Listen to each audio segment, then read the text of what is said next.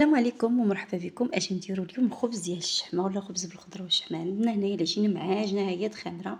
عندي قزبر ومعدنوس كميه كثيره، عندي شويه الشحمه، عندي الفلفله خضراء وحمراء رققتهم بزاف، وعندي كذلك واحد شويه كفته اللي خلطت مع هاد المواد هادي. عندي في التوابل اولا في العطريه كما كنقولوا الكمون، التحميره، سكجبير، الخرقوم والبزار والملحه.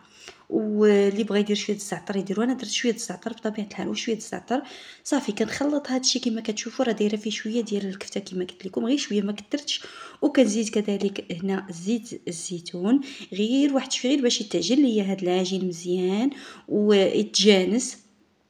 وكما قلت لكم غادي تخلطوا مزيان مزيان وتخليوه يرتاح على ما تقديتوا الخبز، كويرات ديال الخبز. المهم عندي هنا الخبز اللي انا درت، انا خبز بالدقيق الكامل، يعني نتوما ممكن ديروه باش ما بغيتو، انا درته بالدقيق الكامل.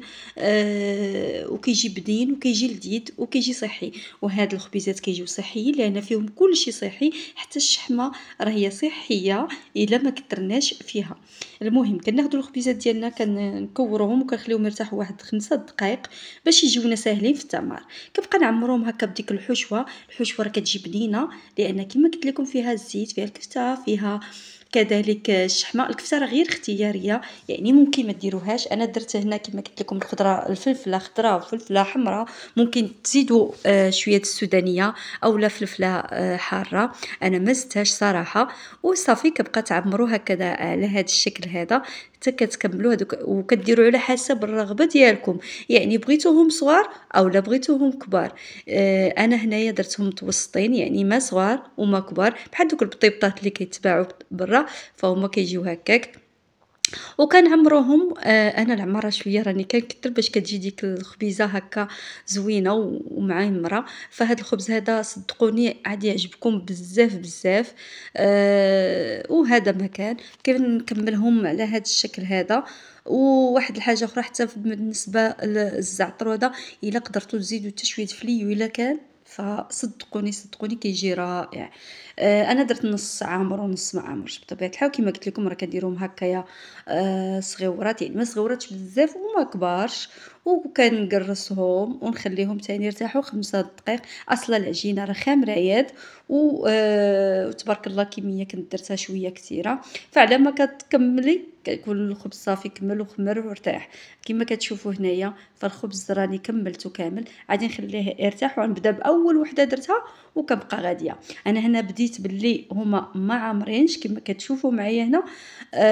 وصراحه هما صدقوا رائعين وكيتنفخ. واحد الحاجه، فاش تحطوهم في المقله ما تسناوش عليهم حتى يديروا كامل دوك البويقلات، يعني قلبوهم بكري. غير تحطوها غير تهض وقلبوها باش يتنفخ لكم على هذا الشكل هذا. باش هذا هو السر ديال البطبوط الا بغيتوه يجي منفوخ وخاوي من الداخل. غير كتحطوه في المقله كيتصهد ما كاملاش اون فوا، واحد 10 ثواني وكتقلبوه، يعني ما تخليوش حتى يدير دوك البويقلات. وهنايا بعد ما كملت هذوك اللي هما ما معمرينش، بديت نطيف هذوك اللي معمر وصافي. حتى هما نفس الشيء، غير هو كيبغي شويه العافيه تكون مجهده شويه باش يسربي ويطيب بزربه وما يتحرقش وما يجيش مدقص كذلك.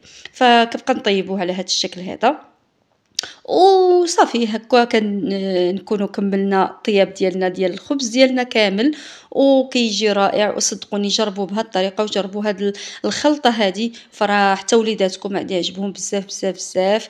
وكيجي زوين كيجي طايب وما مدقص. شوفوا كيفاش كيجي من الداخل، وديك الفلفله والبصله خضاريه نسيت ما قلت لكمش بصله خضاريه من الاول.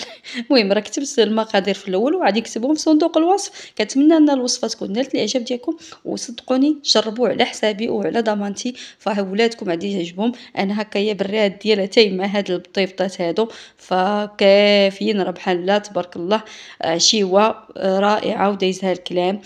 كنتمنى ان الفيديوهات ديالي يكونوا كينالوا الاعجاب ديالكم. وما تنسونيش عافاكم، انا كنقولها لكم ونعاود نقولها في لي كومونتير وفي التعليقات وفي البارطاج. بارطاجيو لي فيديو ديالي قد ما قدرتوا وقد ما كتشوفوا ان الفيديو ديالي كيستحق. كنقول لكم خليت لكم الهنا والراحه، في امان الله وحفظه. استودعكم الله الذي لا تضيع ودائعه. محلوش ينساك البال، ينساك البال، محال اسمك يتمحى، محلوش